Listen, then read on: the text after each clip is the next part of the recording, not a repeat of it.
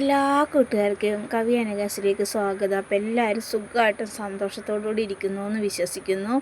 അപ്പോൾ ഇന്നത്തെ എൻ്റെ വിശേഷം എപ്പിഷ്യൽ പ്ലാന്റ്സിലേക്ക്. ഇപ്പോൾ പ്ലാന്റ്സിനെ കുറിച്ച് പറയുന്നതിന് മുമ്പായി നിങ്ങൾ ആദ്യമായിട്ടാണ് എൻ്റെ ചാനൽ കാണണമെങ്കിൽ ഒന്ന് സപ്പോർട്ട് ചെയ്യാൻ മറന്നു പോകരുത്.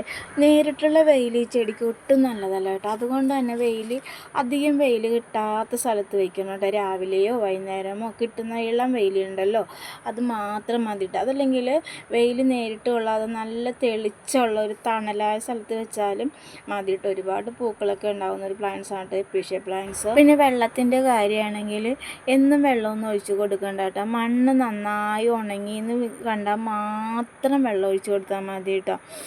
അതുപോലെ തന്നെ വെള്ളം കെട്ടി നിന്നാലും ഈ ചെടി പെട്ടെന്ന് തന്നെ ചീഞ്ഞു പോകാം. പിന്നെ ഈ ചെടികളുടെ ഒരു പ്രത്യേകത എന്താണെന്ന് വെച്ചാലുണ്ടല്ലോ, എല്ലാത്തിനും റെഡ് പൂവായിരിക്കും. മിക്ക പ്ലാന്റ്സിനും റെഡ് പൂവായിരിക്കും. ഇതിൻ്റെ ഇലകൾക്ക് വ്യത്യാസം ഉണ്ടെങ്കിലും പൂക്കൾ എപ്പോഴും ഒരേപോലെ ആയിരിക്കും കേട്ടോ. മിക്കതിലും ഞാൻ കണ്ടേക്കുന്നത് റെഡ് കളറാണ് കേട്ടോ. പിന്നെ യെല്ലോ ഉണ്ട്, പിന്നെ ലൈറ്റ് പിങ്ക് കളറുണ്ട്. എൻ്റെ ഇപ്പോൾ യെല്ലോ ഒന്നുമില്ല കേട്ടോ. എൻ്റെ ആകെ ഉള്ളത് ഒരു 5 കളറാണ്. ഈ 5 കളറിൽ ഒരു 3 കളറിൽ പൂക്കൾ തന്നെ. അപ്പോൾ ഇത്രയൊക്കെ കാര്യങ്ങളാണ് പ്രത്യേകമായിട്ടും ശ്രദ്ധിക്കേണ്ട കാര്യങ്ങൾ. ഇനി ഇതെങ്ങനെയാണ് ഞാൻ നടുന്നതെന്നാണ് കേട്ടോ കാണിച്ചു തരുന്നത്. ഞാൻ അതിനായിട്ടൊരു കുഞ്ഞു പോട്ടാണ് കേട്ടോ എടുത്തേക്കുന്നത്. ഇത് ഞാൻ ആദ്യം 10 മണി നട്ടിരുന്ന പോട്ടാണ് കേട്ടോ. 10 മണി പോയപ്പോൾ ഞാൻ അതിലോട്ട് ഇത് നടാമെന്ന് വിചാരിച്ചു. അപ്പോൾ വെള്ളം കെട്ടി നിൽക്കാതിരിക്കാനായിട്ട് ഞാൻ 2 നോടും കഷ്ണങ്ങൾ അതിലോട്ട് ഇട്ട് കൊടുത്തിട്ടുണ്ട് കേട്ടോ. അതിന് ശേഷം കുറച്ച് പച്ചിലയാണ് ഇട്ട് കൊടുത്ത്, ശീമക്കൊന്നയുടെ ഇലയാണ്. പിന്നെ ഞാൻ അതിലോട്ട് നന്നായി തന്നെ മണ്ണ് നിറച്ചിട്ട്, ഞാൻ മണ്ണിൽ പ്രത്യേകിച്ച് വളമൊന്നും ചേർത്തിട്ടില്ല കേട്ടോ. വളം ചേർത്ത് കഴിഞ്ഞാൽ ഇപ്പം മഴയല്ലേ, അതുകൊണ്ട് ഞങ്ങാനും ചീഞ്ഞു പോയാലോ എന്ന് വിചാരിച്ചിട്ട് ഞാൻ ഒരു വളം പോലും ചേർത്തിട്ടില്ല കേട്ടോ. ചാണകപ്പൊടിയോ എല്ലുപൊടിയോ ഒന്നും തന്നെ ചേർത്തിട്ടില്ല കേട്ടോ.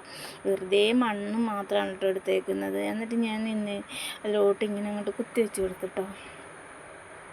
കുറേ കുത്തി വെച്ച് കൊടുത്തിട്ടുണ്ടെങ്കിൽ അത്രയും തിക്കായിട്ട് ഈ ചെടി വളർന്നു വരും കേട്ടോ. അപ്പോൾ കാണാൻ ഭംഗി. എന്നും പൂക്കൾ തരുന്ന ഒരു ചെടി ആയതുകൊണ്ട് തന്നെ എനിക്ക് ഒരുപാട് ഇഷ്ടമുണ്ട് ഈ പ്ലാന്റ്സ്. എൻ്റെ കയ്യിൽ 1-2 കളറേ ഉള്ളൂവെങ്കിലും ഞാനത് അതിൽ നിന്ന് തന്നെ എടുത്ത് ഇങ്ങനെ നട്ടുകൊണ്ടിരിക്കും കേട്ടോ.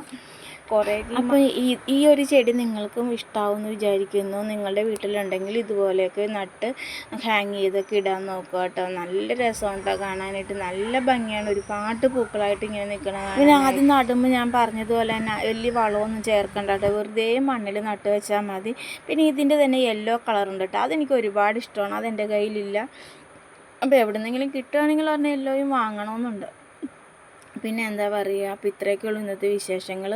അപ്പോൾ നിങ്ങൾക്ക് വീഡിയോ ഇഷ്ടമായെന്ന് വിചാരിക്കുന്നു. ഇഷ്ടമായെങ്കിൽ ഒന്ന് സപ്പോർട്ട് ചെയ്തേക്കണം കേട്ടോ. അപ്പോൾ എൻ്റെ എപ്പീഷ്യ വിശേഷങ്ങളുമൊക്കെ നിങ്ങൾക്ക് എല്ലാവർക്കും ഒരുപാട് ഇഷ്ടപ്പെട്ടു എന്ന് വിചാരിക്കുന്നു. ഇഷ്ടമായാൽ ലൈക്ക് സപ്പോർട്ട് ചെയ്യാൻ മറന്നു പോകരുത്.